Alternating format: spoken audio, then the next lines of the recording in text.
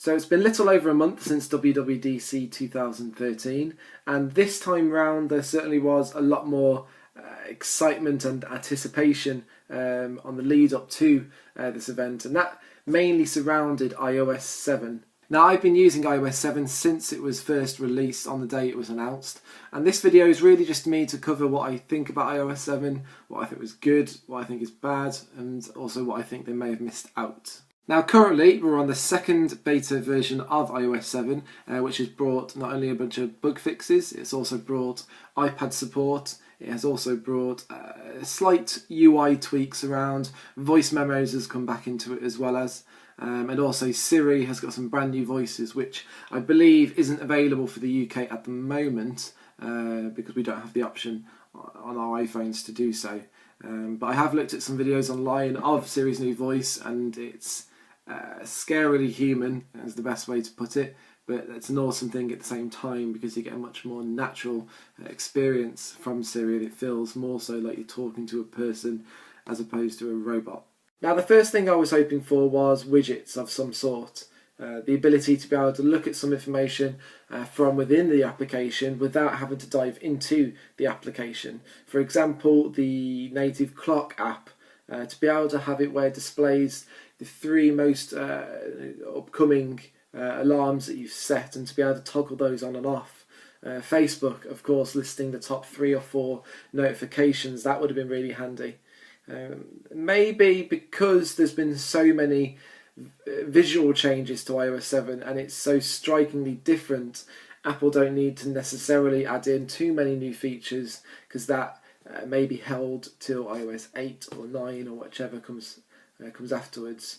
But nevertheless, it would have been nice to have seen that in iOS 7. The other thing that I was hoping would be added in is more on the customization side of things as well. In my opinion, I think that Apple don't allow you to have full customization of the iOS, because given full customization means that every single person's iPhone is going to be completely different, to the state where somebody might have a play around of someone else's iPhone and feel that it's too hard to use, or they feel it's too awkward, or they don't know where to navigate to anything because of the theme and the style that the person's picked. That person who uses that device may not necessarily blame Apple, but at the same time they might say that I don't like iPhone because it's too awkward to use, when in reality iOS is easy to use, it's just the person's choice of theme makes it difficult to use. Now, I don't think it's as simply black or white, you either do have it or you don't have it. If that is the reason why Apple choose not to have that in there, I think it's a bit daft.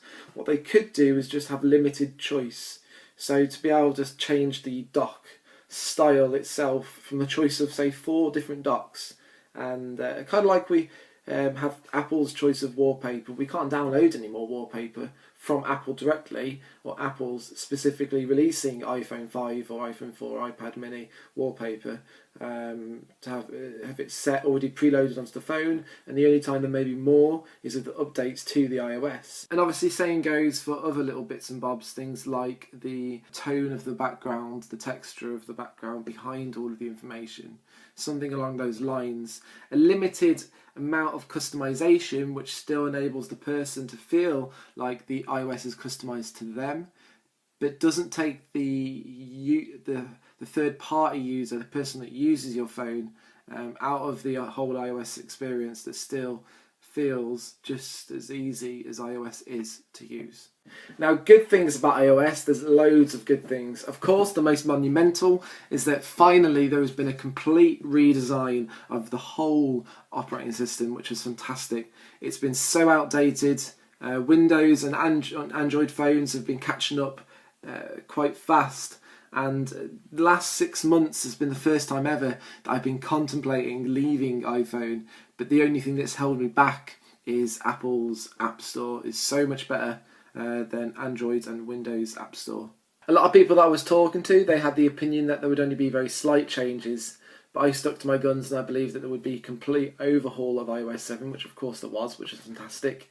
Using this on a day-to-day basis is brilliant, because Apple have really stuck to their word of, we will keep usability the same, and people who know how to use iPhone will know how to use iOS 7 straight away. There has been a lot of changes to the applications and how they work, but functionality has changed so subtly in a lot of cases that you still instantly know how to use it. Now I think this is quite impressive considering that Apple have done a complete change and made everything look completely different. A lot of people feel trapped that they don't know how to use it because it looks different and they don't open their mind and actually see that it's still quite the same. Apple have done it perfectly. I think that people who start to use it will love it straight away and just know how to use it straight away.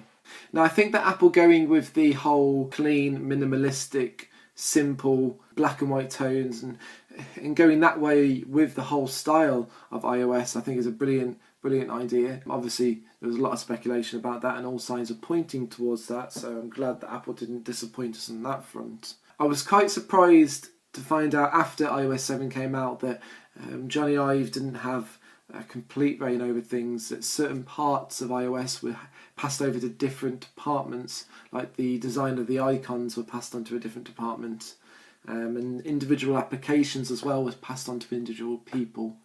I'm sure that Johnny Ive still had quite a big effect on the whole entire thing and gave his input on different things, and his style's probably been stamped on certain bits and bobs, but I was very surprised to find out that it was spread out across the company for the design, but nevertheless it's still come out perfect, so it's absolutely fine in my books. Now my overall opinion is that Apple have done a fantastic job with iOS 7.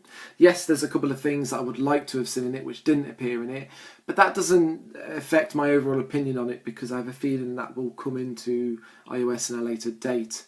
But with iOS 7 as it is and what we've seen so far, brilliant, fantastic, really impressed by it. I'm aware that there are probably some changes that may be made to iOS 7, which I'll cover on a video not too long from now when the next beta versions come out. For now, fantastic, I'm really enjoying it. I think it's a fantastic operating system and I'm really excited for the final version to come out and see what everybody else's opinions are of it. If there's anybody in the community that is using iOS 7 or has used iOS 7, please feel free to pop your thoughts and your comments in the section below.